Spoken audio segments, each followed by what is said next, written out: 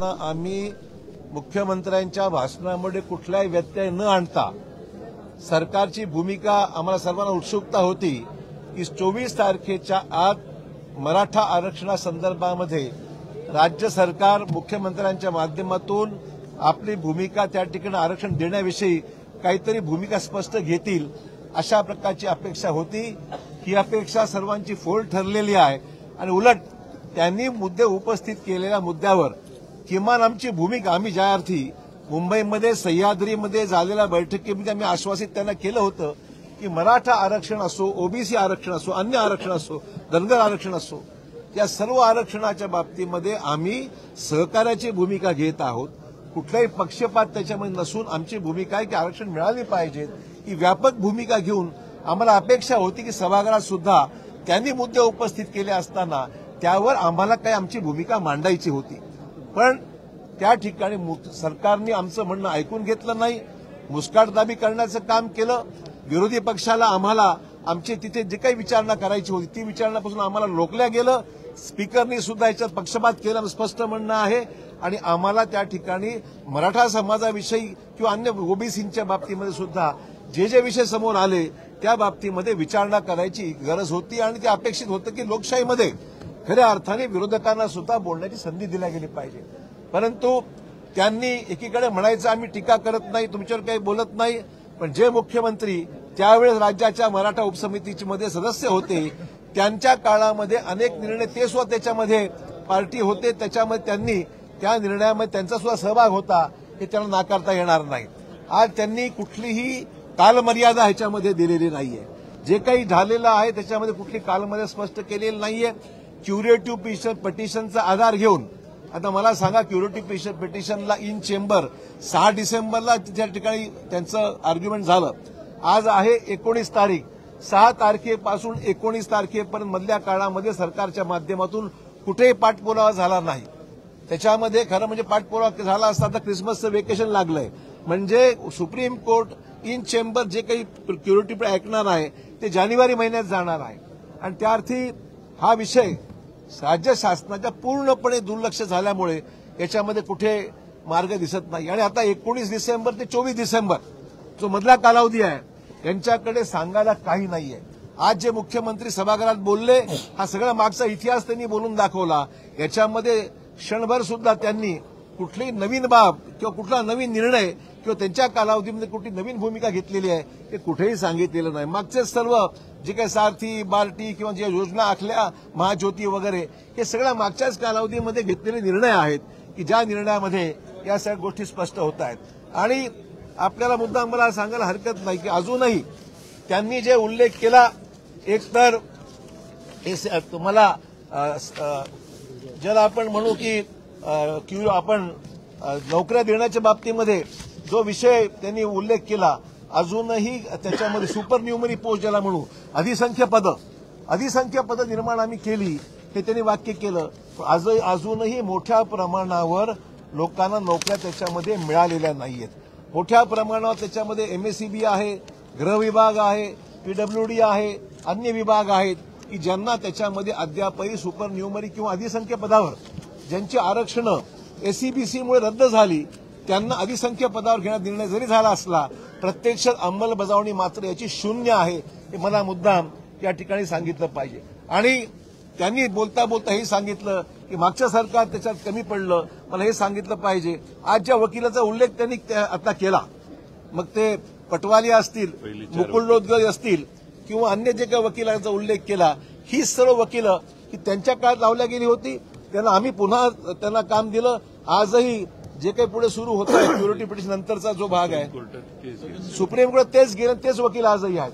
त्यामुळे हे फक्त राजकीय स्टंटबाजी सुरू आहे आणि खऱ्या अर्थाने जरांगे पाटलांचा जो प्रयत्न सुरू आहे त्या प्रयत्नाच्या मध्ये यांनी सकारात्मक भूमिका बाहेर आश्वासन दिलं होतं, एक तर केसेस मागे घेऊ म्हणून सांगितलं होतं त्याचाही कुठे उल्लेख नाही। मंत्री त्या ठिकाणी सराटीला जाऊन आले, त्या ठिकाणी आश्वासन दिलं की आम्ही त्यांच्या केसेस परत घेऊ, मंत्री महोदयाने कबूल केलं, पण आज त्याचा साधा उल्लेख सुद्धा आजच्या भाषणामध्ये मुख्यमंत्र्यांनी कुठेही केलेला नाही। त्यामुळे हे सगळं बोलाचीच कडी आणि बोलाचाच भात मराठा समाजाला ओबीसी समाजाला अन्याय करण्याचं काम यांचं अद्याप सुरू आहे आणि जानेवारी फेब्रुवारीपर्यंत हा विषय पुढे न्यायचा आणि नंतर आचारसंहिता लागली आणि इलेक्शन लागले म्हणून पुन्हा लोकांना गाजर दाखवण्याचं काम या निमित्ताने होणार आहे. आणि म्हणून सरकारच्या आम्ही सर्वांनी निषेध केला आणि सर्व विरोधी पक्ष आज वॉकआउट करून बाहेर पडलेला आहे. आज सरकारने किंवा माननीय मुख्यमंत्र्यांनी जे काही उत्तर दिलं ते समस्त मराठा समाजाची फसवणूक करणारं, मराठा समाजाला वाऱ्यावर सोडणारं उत्तर होतं. खरं तर ओबीसी आणि मराठा दोनही समाजाच्या काही प्रश्न होते या सभागृहामध्ये चर्चेला गेले होते. मराठा समाजाच्या आरक्षणाच्या पासूनचा जो विषय होता त्याला कुठेही ठोस असं उत्तर सरकारने दिलं नाही, मुख्यमंत्री महोदयांनी दिलेलं नाही आणि विशेष करून त्याला कुठली तारखेची मर्यादा पण नाही. म्हणजे आजचं उत्तर खोदा पहाड निकला चुहा असं म्हणता येईल. ते जुनीच रीत टेप वाजवून घासून ती टेप वाजवल्या गेली. पण ठोस निर्णय कधी घेणार? ज्या तारीख पे तारीख तुम्ही दिली आणि तुम्ही 24 तारीख शेवटची दिली होती त्या 24 तारखेच्या आत मराठा समाजाचा आरक्षणाचा प्रश्न सुटेल, ओबीसी समाजाला धक्का न लावता सुटेल अशी जी काही वक्तव्य केली गेली सरकारकडून त्या सर्वांना हरताळ फासण्याचं काम झालं आणि सर्व समाजाला वाऱ्यावर सोडण्याचं काम झालं. विशेष रूपानं ओबीसीच्या काही समस्या होत्या त्यावर सुद्धा कुठेही ठोस चर्चा निर्णय या ठिकाणी आम्ही सरकारकडून अपेक्षित होतो, ठोस निर्णय अपेक्षित होता. ते सुद्धा कुठेही धनगर समाज, ओबीसी समाज या योजना, जुन्या योजना ज्या आम्ही महाविकास आघाडीचं सरकार असतानाच्या योजना होत्या त्याच योजना परत नव्यानं सांगितलं आणि तिथेही काही सरकारची भूमिका अशी या समाजाला न्याय देणारी नव्हती. एकूणच ओबीसी, मराठा, धनगर हे सर्व प्रश्न अधांतरी ठेवून निवडणुकीपर्यंत वेळ मारून न्यायची आणि आचारसंहिता आली की हात वर करायचं आम्ही देणारच होतो, पण आता आचारसंहिता आली काही करू शकत नाही अशा प्रकारची सरकारची पळ काढण्याची वृत्ती आजच्या उत्तरातून दिसली. नंतर करा. एक मिनिट. आपल्या आजच्या मुख्यमंत्र्यांच्या उत्तराच्या भाषणामध्ये विरोधी पक्षाच्या वतीनं जे गंभीर मुद्दे उपस्थित केलेले त्या सगळ्यांनाच मुख्यमंत्र्यांनी बगल दिली आणि गेले काही महिने सतत जो आग्रह होता की 24 तारीख ही शेवटची तारीख आहे आणि त्याच्या आत निर्णय सरकारने घ्यावा, त्यामध्ये हे सरकार पूर्णपणे अपयशी ठरलेलं आहे. आता पुन्हा वेळ मागून घेण्यातला प्रकार झालेला आहे आणि विशेष अधिवेशन बोलवण्याचं गाजर दाखवण्यात आलेलं आहे. विशेष अधिवेशन जर निवडणुकीची आचारसंहिता घोषित झाली तर घेणं आणि धोरणात्मक निर्णय घेणं हे कायद्याने शक्य होणार नाही. आज मराठा समाजाला किंवा हा जो प्रस्ताव होता तो अनेक वेगळे महाराष्ट्रातले जे आरक्षणाचे प्रश्न आहेत त्या संदर्भात होता. त्यातल्या इतर समाजाच्या आरक्षणाबद्दल कोणतंही भाष्य मुख्यमंत्र्यांनी केलं नाही. जे वकील हायकोर्टात होते तेच सुप्रीम कोर्टात होते. त्यामुळं सुप्रीम कोर्टात आरक्षणाची आणि गायकवाड समितीची बाजू सरळ मांडली नाही हा जो त्यांनी उल्लेख केला हा धादांत खोटा आहे. कारण महाराष्ट्रात जे हायकोर्टात वकील होते तेच आमचं सरकार असताना सुप्रीम कोर्टात होते. त्याचबरोबर सरकारच्या वतीने सरकारला आम्ही काही मागण्या केलेल्या होत्या. त्या आमच्या सगळ्यांच्या भाषणामध्ये काही मुद्दे आम्ही मांडलेले त्याबद्दल न बोलता मागत 2.5-3 वर्षात 4 वर्षात ज्या सवलती सोयी दिलेल्या आहेत, ज्या काही चालू आहेत काही चालू नाहीत, त्या सवलतींवर बोलून मुख्यमंत्र्यांनी आजची वेळ मारून नेली. सरकारकडे काही ठोस नाही हे त्यांच्या भाषणाचा टोन बघता आमच्या सगळ्यांच्या लक्षात आलेलं.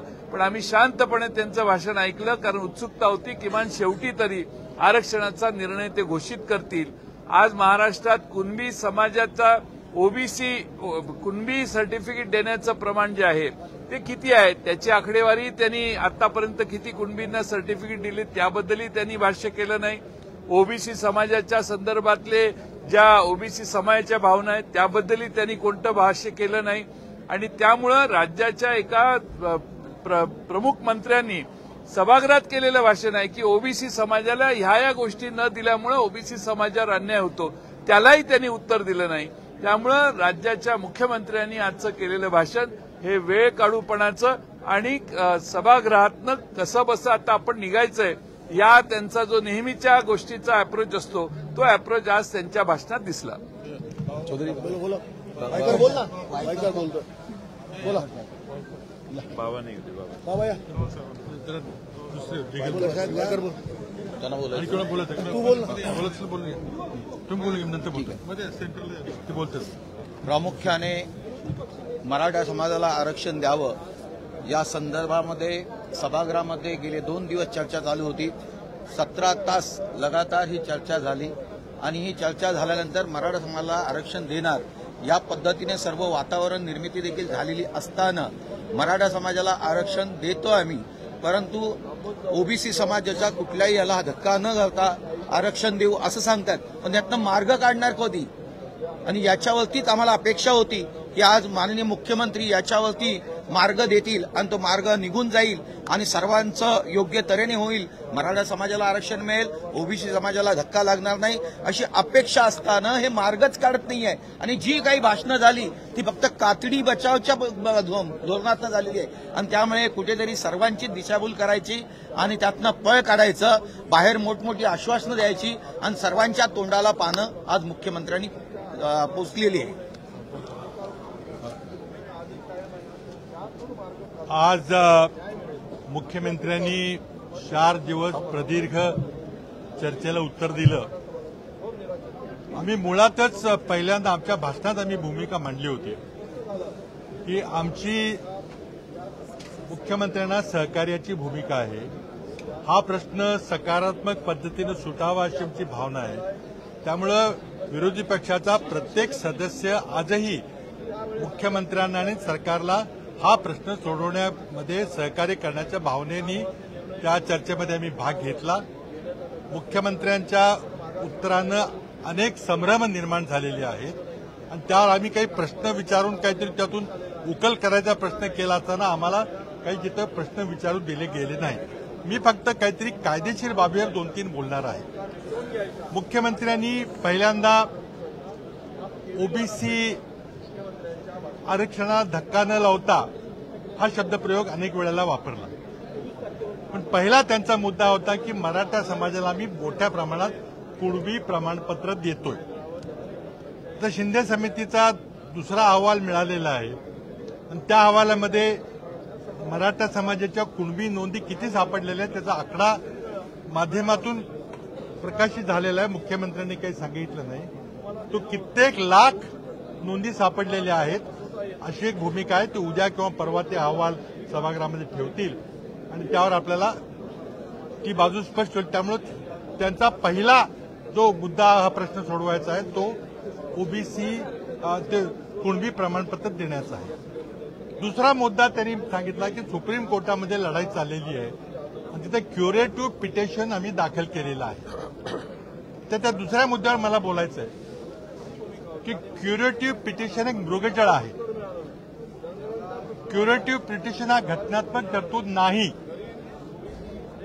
सुप्रीम कोर्टानं निर्णय दिल्यानंतर घटनेच्या 137व्या कलमाप्रमाणे पुनरावलोकन याचिका म्हणजे रिव्ह्यू पिटिशनचा अधिकार घटनेमध्ये नमूद आहे. तो रिव्ह्यू पिटिशन आपला अपयशी ठरलेला आहे. त्यानंतर सुप्रीम कोर्टाने एका निवाड्यामध्ये रिव्ह्यू पिटिशन नंतर क्युरेटिव्ह पिटिशन करता येईल असं एका सुप्रीम कोर्टाच्या निवाड्यामध्ये म्हटलेलं आहे. ती घटनात्मक तरतूद नाही. त्या क्युरेटिव्ह पिटिशनमध्ये फक्त मागच्या न्यायाधीशांनी काही चूक केली असेल ती चूक दुरुस्त करता येते आणि बहुतेक क्युरेटिव्ह पिटिशनमध्ये नव्या गोष्टी आपल्याला काही तिथं सादर करता येत नाहीत. त्यामुळे क्युरेटिव्ह पिटिशनमुळे 2018चा कायदा हा जिवंत होईल हे मृगजळ कृपा करून कोणी दाखवू नका. त्यामुळे क्युरेटिव्ह पिटिशन सोडून आता आपण काय करणार आहोत तर त्याकरता मुख्यमंत्र्यांनी तिसरा मार्ग सुचवलेला आहे की फेब्रुवारीमध्ये एक विशेष अधिवेशन घेऊन वेगळा कायदा केला जाईल. तर त्यामध्ये माझं म्हणणं असं आहे की वेगळा कायदा करताना तुम्ही 50% मर्यादा ओलांडणार आहे का? जी 50% मर्यादा ओलांडता येणार नाही असं सुप्रीम कोर्टाने आपल्या निर्णयामध्ये म्हटलेलं आहे. त्यांनी गायकवाड आयोगाला अवैध ठरलेला आहे गायकवाड आयोगानं मराठा समाज मागासलेला आहे हे दाखवण्यामध्ये त्याला अपयश आलेलं आहे. त्यामुळे त्यांनी गायकवाड आयोग ग्राह्य धरण्यास नकार दिलेला आहे. अशा परिस्थितीमध्ये आता आपण नवीन आयोग निर्माण करणार आहे, त्याला किती वेळ लागणार आहे ते माहिती नाही. आणि माझी शेवटचा मुद्दा माझा असा आहे की तुम्ही नवीन कायदा करण्याचं आम्हाला आश्वासन देत आहे. ते फेब्रुवारीमध्ये करू, आम्ही विशेष अधिवेशन घेऊ असं म्हणताय. पण फेब्रुवारीमध्ये आचारसंहिता लागेल. आचारसंहिता लागल्यानंतर आपल्याला काही करता येणार नाही. त्यामुळे माझं सरकारला आव्हान आहे की उद्या विधिमंडळाचं अधिवेशन संपणार आहे. तुम्ही परवा दिवशी तुम्हाला जो काही नवा कायदा करायचा तर अध्यादेश आणा. अध्यादेशचा कायदा असतो तो अध्यादेश तुम्ही 6 महिन्यामध्ये पारित करा आणि परवा दिवशीपासून नव्या कायद्याप्रमाणे मराठा समाजाला आरक्षण द्या. तुम्ही फेब्रुवारी अधिवेशनाची वाट बघू नका. पुन्हा एकदा नवीन मृगजळ दाखवू नका. सरकारला संपूर्ण अधिकार आहे. ज्या प्रकारे आमच्या सरकारने अध्यादेश काढून कायदा केला होता तशा प्रकारे तुम्हाला उद्या देखील परवा देखील विशेष अधिवेशन बोलवता येईल. तुम्हाला जानेवारीमध्ये विशेष अधिवेशन बोलवता येईल. पण अधिवेशन बोलवायची गरज नाही. अध्यादेश करून तुम्हाला नवीन कायदा करून कुणाच्याही आरक्षणाला धक्का न लावता तुम्हाला मराठा समाजाला आरक्षण देण्याचा तुम्ही जो निर्धार केलेला तो करता येईल. पण तुमची इच्छा असेल तर ते होईल. त्यामुळे हे सगळं मृगजळ आहे. क्युरेटिव्ह पिटिशनचं मृगजळ आहे. फेब्रुवारीचं विशेष अधिवेशन हे मृगजळ आहे. आणि कुणबी दाखले देण्याने जर प्रश्न सुटणार असेल तर मग तसं सांगावं की आम्ही फक्त कुणबी दाखले देऊन हा प्रश्न सोडवणार आहोत. त्यामुळे आमची आज घोर निराशा झालेली आहे. सरकारनं चर्चा न करण्याचा निर्णय घेतलेला, आमचे साधारण प्रश्न सुद्धा घेतलेले नाहीत. त्यामुळं मला वाटतं की सर्व विरोधी पक्ष एकमतानं सरकारचा निषेध या ठिकाणी करतात. अरे हिंदी में अभी मैंने कहा कि हमारी सरकार को पूरी तरह से सहायता करने की मंशा थी. हमने अपने वक्तव्य में कहा था कि हम ये सवाल हल करना चाहते हैं और आपकी मदद करना चाहते हैं. लेकिन सरकार ने ना हमारी कोई बात सुनी, एक तरफा वक्तव्य दिया और उसमें 3 चीजें रखी है जिससे हमारा किसी का समाधान नहीं हुआ है. उन्होंने पहले कहा है कि मराठा समाज को कुणबी दाखले देंगे, उससे क्या ओबीसी पे अन्याय नहीं होगा. दूसरी बात उन्होंने कही कि हम सुप्रीम कोर्ट में क्यूरेटिव पिटिशन करेंगे. लेकिन जैसे मैंने कहा कि क्यूरेटिव पिटिशन कोई संवैधानिक प्रावधान नहीं है. There is no provision in the constitution of a curative petition. Curative petition एक सुप्रीम कोर्ट के फैसले में सुप्रीम कोर्ट ने कहा था 2003 में कि चलो रिव्यू पिटिशन अगर नहीं मंजूर होता तो एक क्यूरेटिव का मौका दिया जाए. और लेकिन क्यूरेटिव पिटिशन में कोई भी नए तथ्य आप नहीं रख सकते. अगर न्यायाधीश ने, अगर जज ने कोई गलती की है तो उसको सुधार कर सकते हैं. और जो 5 जजों ने महाराष्ट्र कानून को रद्द किया था वही 5 जज बैठ के और जो 2-3 सीनियर जजेस बैठ के उस पर फैसला करेंगे. तो मैं समझता हूं कि ये एक मृगजल है, ये एक मिराज है, इसे कोई होने वाला नहीं.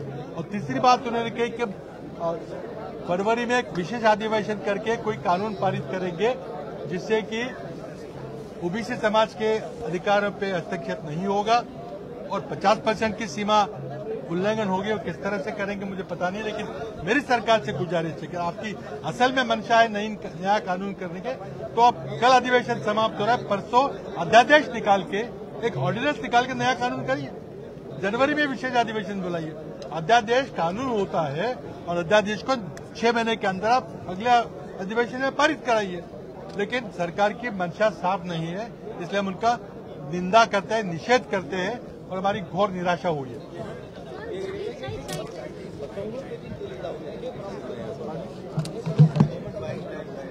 Absolutely they are buying time. They are negotiating विद मिस्टर जरांगे. उनसे बात कर रहे हैं, मंत्री जा रहे हैं, उनको मनाने की कोशिश कर रहे हैं. जरांगे जी ने 24 तारीख दी है. उसके पहले अगर यही फैसला सरकार का है तो मैं नहीं समझता कि महाराष्ट्र के मराठा आंदोलनकर्ता का समाधान होगा, जरंग जी का समाधान होगा.